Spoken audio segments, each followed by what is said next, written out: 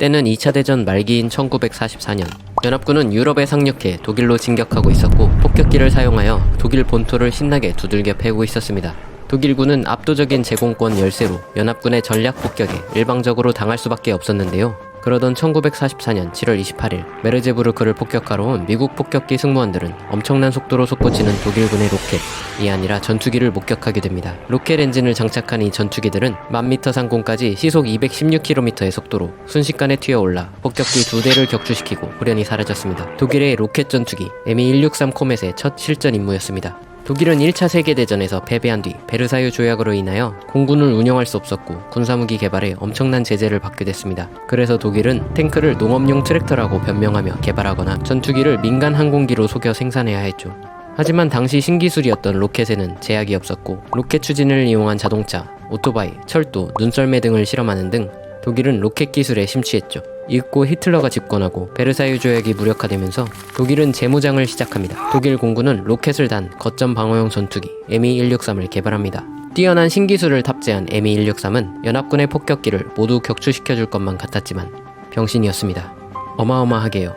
Me-163은 엄청난 속도로 솟아올랐기에 파일럿은 엄청난 G 그리고 급격한 압력 감소로 제정신을 유지하는 것조차 힘들었습니다. 그래서 조종사들은 알프스 고산지대에서 명상수련을 하며 단련했다고 합니다. 또 상승 중엔 위장 간의 가스가 급격히 팽창했기 때문에 조종사는 특별히 준비한 저섬유 식단을 먹어야 했죠.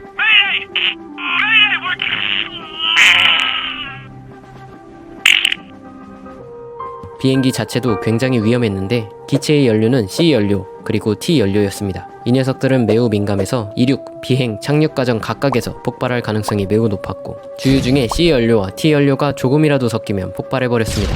그리고 연료 자체가 인체의 독극물이었기에 연료가 조종실 내로 누출되면 조종사들은 살아남기 힘들었죠. 그렇다고 이런 위험을 감수할 만큼 제 역할을 다 했냐 하면 Me-163의 로켓 엔진 속도는 너무 빨랐고 적 기체를 노릴 기회는 단 몇 초뿐. 그래서 폭격기보다 높은 위치에서 급강화 공격을 하고 빠지는 전략을 주로 썼다고 합니다. 임무를 마친 Me-163은 무동력 글라이더로 변해버렸습니다. 로켓 엔진이 연료 먹는 하마였기 때문이죠. 기체는 바람을 타고 활공해서 비행장으로 돌아와야만 했습니다. 그리고 활공하는 Me-163은 적 전투기들의 좋은 먹잇감이 되었습니다. 또 기체의 착륙 과정은 아마도 충돌에 가까웠습니다. 이륙하면서 바퀴는 분리되어 버리기 때문에 착륙 시 동체 하부에 달린 썰매판을 이용해 바닥에 박은 후 미끄러져야 했습니다.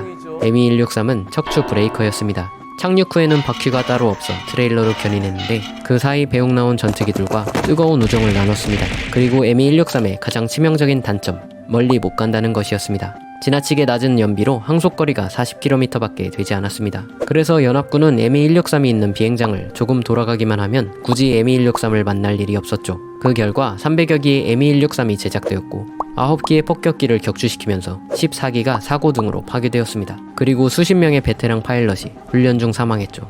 하지만 로켓 엔진 비행체를 이용해 적 항공기로부터 거점을 방어한다는 개념은 지대공 미사일을 탄생시켰고 현대에도 유용하게 쓰이고 있습니다. 일본도 독일처럼 미국의 무지성 폭격에 시달렸기에 독일에게 졸라서 설계도를 받게 되는데요. 잠수함으로 설계도를 받아오려다 미군 잠수함 공격에 침몰하고 맙니다. 그러나 싱가포르에 미리 내려있던 이와디니 중자가 설계도를 가지고 있었습니다. 성능을 생각해보면 그냥 다같이 터져 죽는 게 나았겠죠. 뭐 여튼 일본은 이 기체를 양산하기 시작하려던 찰나 팬맨 그리고 리틀보이의 집들이로 착해져 버리고 맙니다.